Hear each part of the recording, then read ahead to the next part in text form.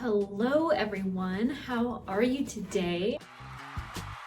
Joining us now is Star Baby Moonchild. If you are not a new viewer, you are likely very well acquainted with her. Before we get into today's video, I'll share with you what I'm wearing. I'm wearing it with Kate Davies. I don't even know the name of this sweater, but it's in my Ravelry project page if you want to check it out. Just a perfect combo. I love it so much. I am layering with today's wardrobe my founding shawl. This is one that I designed using Harrisville Designs watershed yarn, which is one of my favorite yarns. I just love to give it a little shawl collar pop and cross it over like that. That way it stays out of my way. I went on a little bit of a Target haul this past week. I don't know what got into me, but I got this blouse that I'm really happy with, and I thought I'd share it with you in case you're interested or looking for something like it.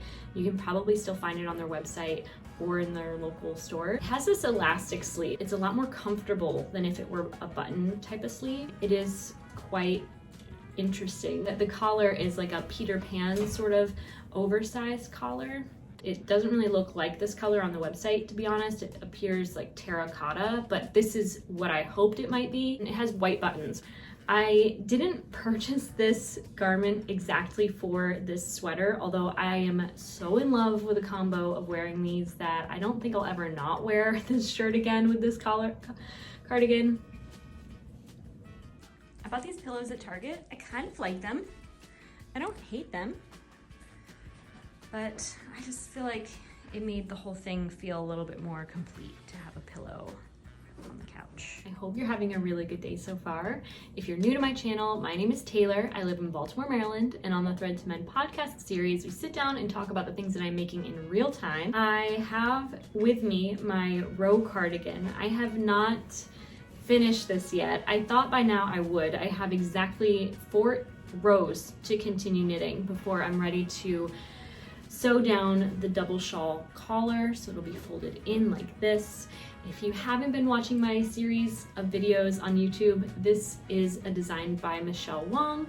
Michelle Wong is actually a YouTuber. She's like a beauty influencer, and she just released this gorgeous collection of cashmere blend shawls and cowls, which is pretty amazing. But I do enjoy a lot of her patterns, and I've finally knit one of my own, and I can't wait to finish it and put it on. One thing that I'm noticing is that because I haven't knit a lot of set and sleeve patterns, and I'm typically knitting yoked patterns or raglan shaped shoulder patterns, I'm not accustomed to the seams lining up with my shoulders. And because this is, a shawl collar design that's not yet complete, I keep putting it on with the shoulder seams like way down here, and I'm thinking this is too big, these sleeves are too long, and it's not. That's not it. That's not what's happening. I haven't finished the front top of this sweater, and so once I finally knit those rows and tuck it down and pull the sweater on my body and get the shoulder seams lined up with my actual shoulders, I think that this garment will fit quite well. It's one of those garments that's so big and has so much positive ease that I can certainly wear it over other garments, but while it's still not yet complete, it's hard to get a sense of exactly how this is gonna look, especially it having such big gorgeous cables. I have blocked each piece before seaming this sweater and assembling it, but I haven't, obviously I'm not done knitting it, I haven't blocked it fully, and I think that a final block is really gonna set this off and make it look super good, and hopefully the sleeves not so incredibly long as they feel. I would love this garment to be Monday ready so I can rock it all week. It is getting quite cold here in Baltimore, so it's nice to have these very squishy warm things to wear. I've never had a job where I worked Monday through Friday, and having the weekends completely available to me has been such a blessing. I've been able to work on my projects kind of in the evening hours and on my lunch breaks, and have something ready to share with you guys on Saturday, which is today.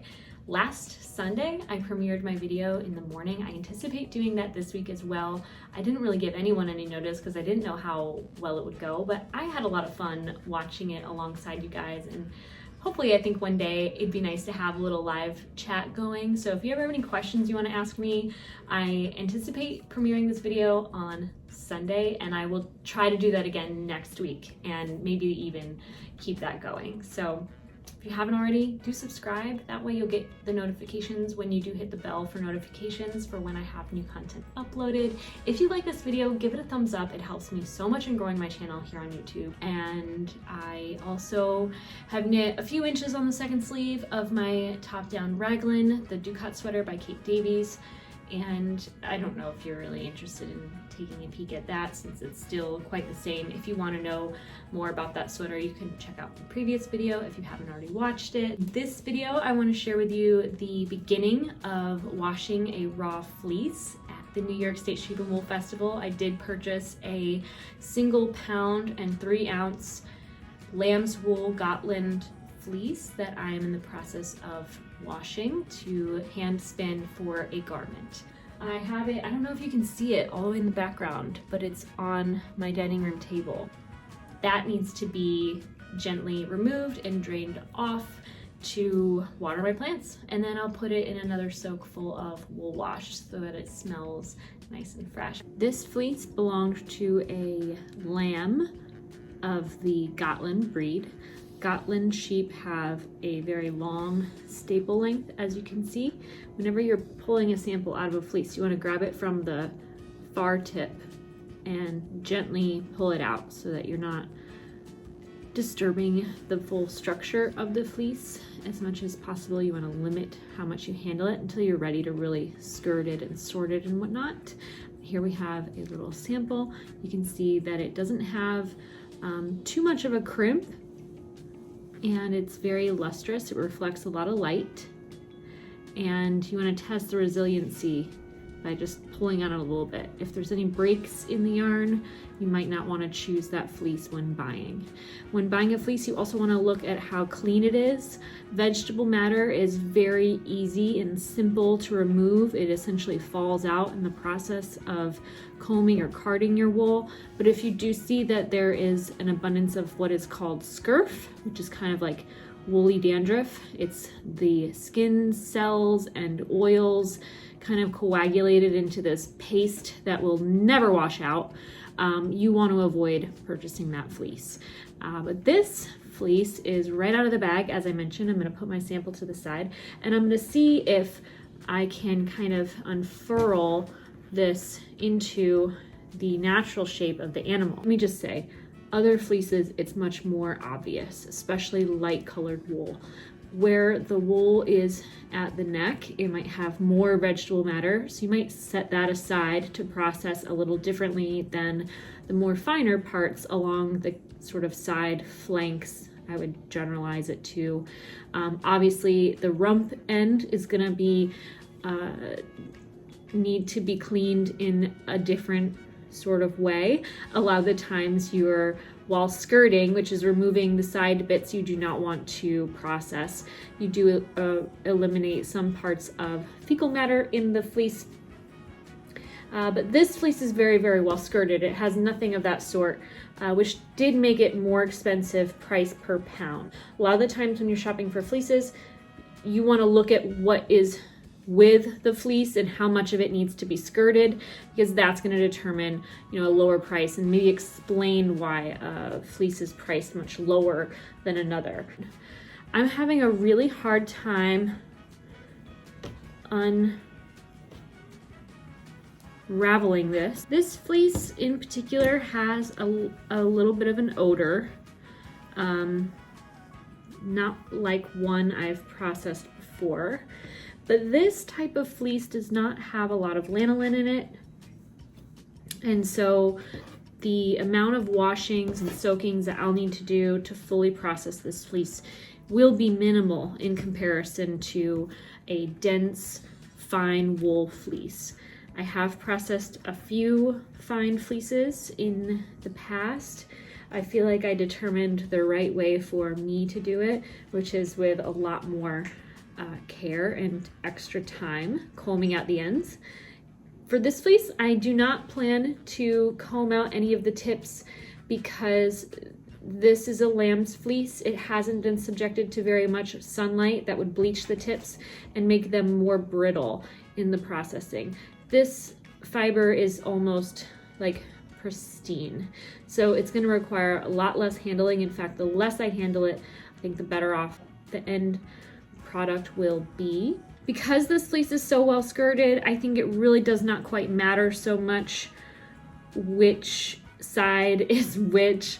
It's pretty much, the work has been done for me. I'm going to begin processing this fleece with a cold soak. That I'm gonna let sit overnight so that there is time for the urine mostly, and other fluids, things that are stuck to the outside of the fibers, to just kind of fall away and settle to the bottom of that pool that I'll soak it in. And then I will follow that up with a soak in some wool wash with a more tepid water. I won't likely use any hot water for this processing.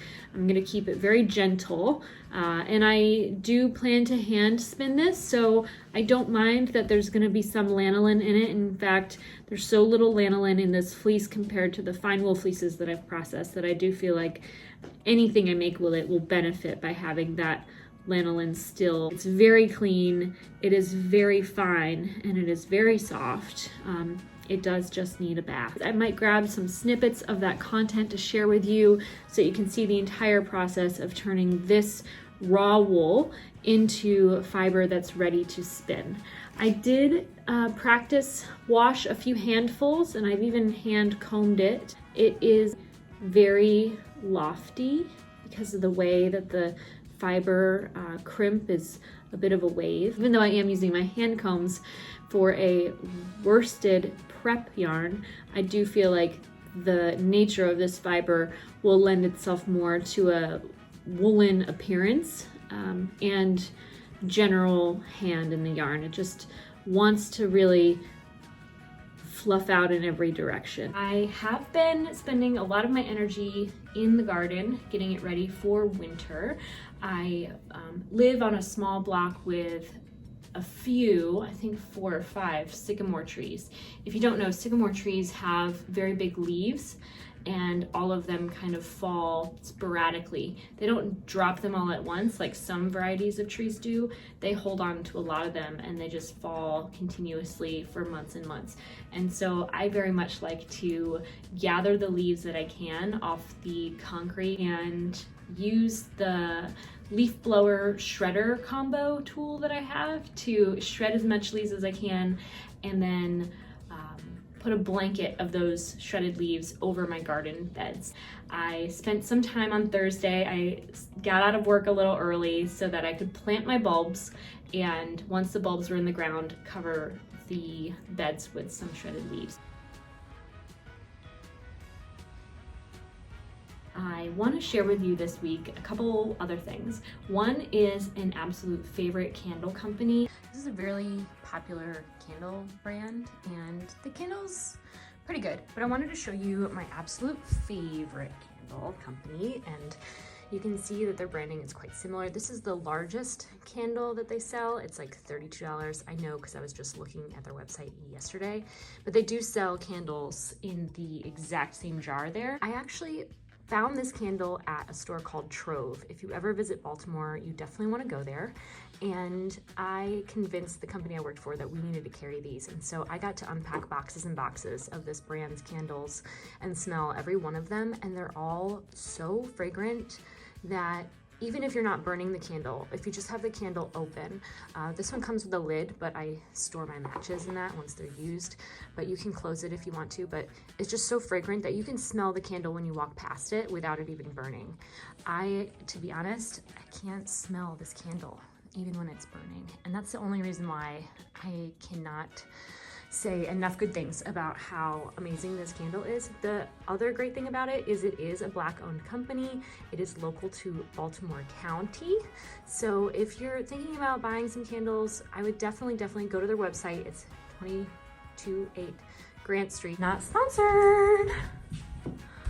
And the other is a little bit of progress I've been making in my garden. My garden is popping off. Hello, hello, hello. I have been loving this YouTube channel called Garden Answer. I wonder if you've ever heard of it. I think I've talked about it before. She plants a lot of things in drifts, and I have an echinacea plant that I purchased several years ago, and it grew quite large. It was over there, and it would always get crowded out by my raspberries. So I decided to dig it up, split it into 4 plants, and plant it into a drift. So that is really exciting to me. I can't wait to see it in the spring. I did buy this tiny little sage bush at the very end of summer, pop that in the ground, and I'm really happy to see it growing up to be a larger plant. I'm sure it's a perennial here in zone 7B, and I think that one day soon I might yank all those marigolds out for a dye bath. I wonder if you'd be interested in seeing me naturally dye with a giant marigold plant. My feral kitties are ready for the breakfast, and I gotta take this girl on a real walk. And that is it for this week's episode of the Thread to Mend podcast. I want to thank you so much for watching. You can find me on social media as Tayloreowen on Ravelry, Instagram, and Twitter. I hope that you have a wonderful day and that you take care.